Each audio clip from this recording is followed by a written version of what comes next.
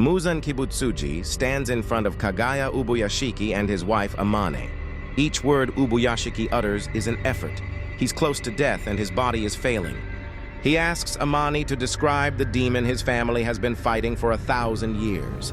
She does so in a calm voice, betraying no fear or emotion. As for Muzan, he says he's disgusted by Ubuyashiki's hideous state. The leader of the Demon Slayer Corps struggles to sit up. Ubuyashiki tells Muzan that the two of them are distant relatives. For years, any child born into the Ubuyashiki family was sickly and weak.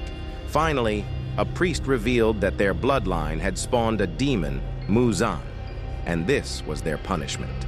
The family had to vow to defeat him for its children to survive, but no one in the Ubuyashiki clan lives past the age of 30. Muzan is unmoved. As Muzan sees Ubuyashiki's two children playing nearby, he realizes he's experiencing an odd feeling of familiarity, even though they've never met before. He also senses that no one else is around, not even a bodyguard. Muzan calmly approaches Ubuyashiki and steps into his room. Ubuyashiki continues speaking to the Demon King in a gentle voice and wishes to tell him one last thing. His death will motivate the Hashira more than ever. Muzan raises a clawed hand to kill Ubuyashiki, who thanks him for listening to him for so long. In the surrounding forest, crows call the news of the attack on the Ubuyashiki mansion as 6 Hashira and Tanjiro Kamado race toward it. They all run as fast as they can, each one desperate to reach their beloved master in time. Just as they get the house in their sights, the trap is sprung, and the entire mansion is engulfed in a massive explosion, with Muzan and Ubuyashiki's family inside. Flame, smoke, and debris burst from the floor and walls. The shocked Demon Slayers stop in their tracks as the fire erupts into the sky. Muzan, body aflame and broken, flies through the air and slams to the ground. He regenerates his limbs and stands, although half his face is missing and his body is still smoldering.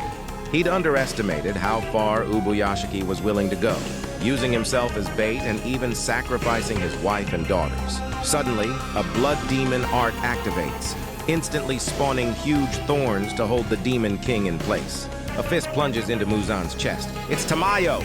She tells Muzan that her hand held the cure for demons she'd created, and he just absorbed it. Muzan doesn't believe her. Muzan taunts her, saying she caused the deaths of countless humans herself, including her own family. She agrees and says she's going to die with him to atone for her sins. She calls out to Gyomei Himejima, the stone Hashira, who's already there.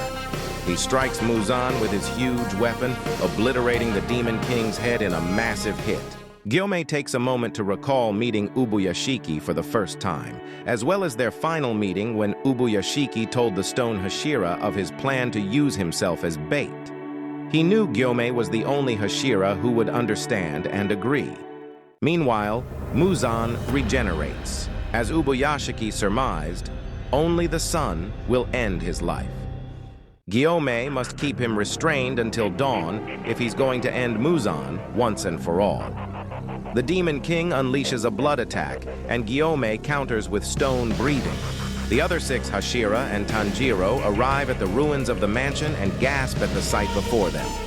Gyomei yells that this is Muzan Kibutsuji, and decapitation won't work on him. They all draw their blades and run toward him, using their unique breathing techniques to prepare for their attacks. As Muzan smiles, the sound of plucked biwa strings rings out. Portals suddenly open under the Hashira's feet, and each of them falls through. And they're not the only ones. All of the Demon Slayers that Nakame tracked, including Genya, Inosuke, Murata, and Kanao, are transported to the castle. Zenitsu falls as well, uncharacteristically calm and silent. They all plunge through never-ending passageways until they land on haphazardly placed platforms. This is the Infinity Castle, home to Muzan and his cadre of demons. Tanjiro rolls to his feet as he lands and looks up at Muzan on a platform above him. He taunts Tanjiro, who returns the threat with determination. The last thing Muzan yells is Tanjiro's name as the Demon Slayer falls again to his fate below, and that's the end of this episode. If you want to watch more Anime Explained videos, make sure to subscribe to our YouTube channel. Also follow our Instagram page and join our WhatsApp group for the latest updates.